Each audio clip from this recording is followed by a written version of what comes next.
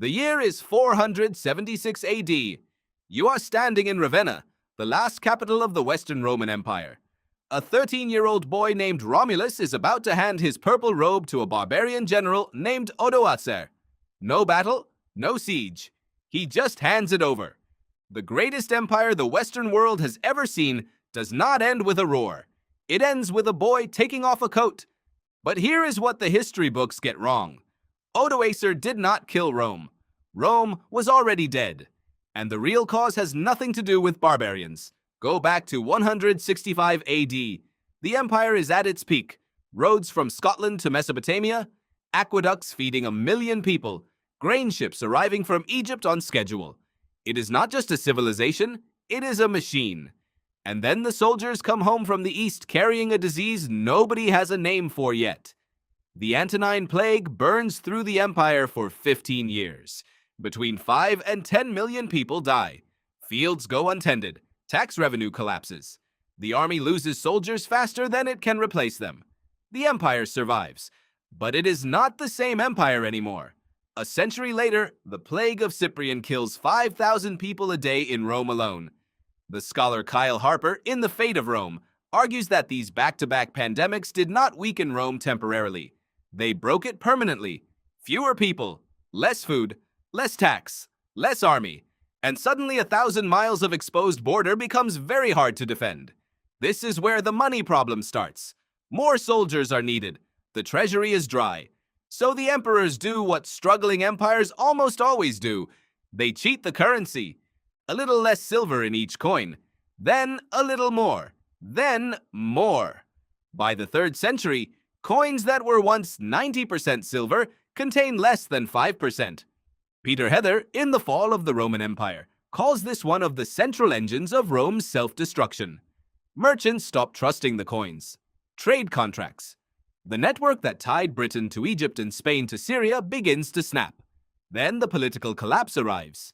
Between 235 and 284 AD, Rome burns through 26 emperors in 50 years. Almost everyone is murdered by his own soldiers. The empire splits into 3 pieces. Roads crack. Aqueducts fail.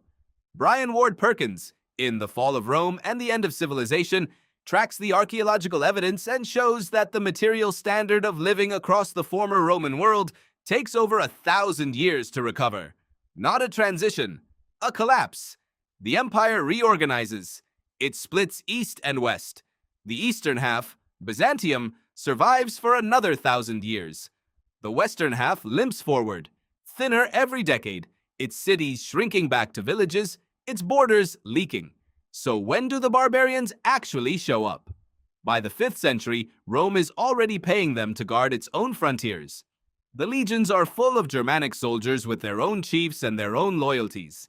Edward Gibbon identified this as a fatal weakness, but missed the deeper truth. The barbarians did not invade a healthy empire. They walked through a door that 2 centuries of internal failure had already left wide open.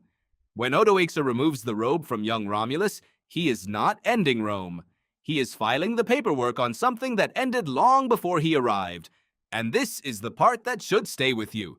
Rome did not fall in a single catastrophic moment. It fell across generations through choices that each seemed reasonable at the time. Shave a little silver from the coin, just this once. Hire the Germanic soldiers. They fight well enough. Delay the road repairs. There are more urgent problems this year. Each decision made by someone who could not see the whole picture. Each decision made by someone who assumed the system would absorb one more compromise, because it always had before.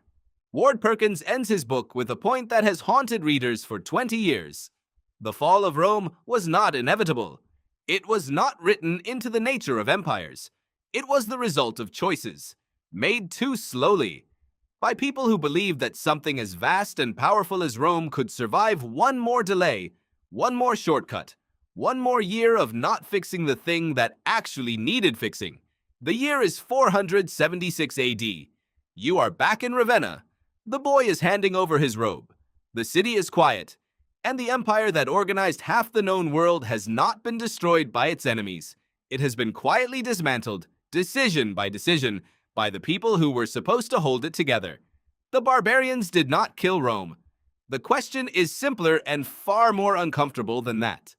At what point did Rome stop believing it could be saved?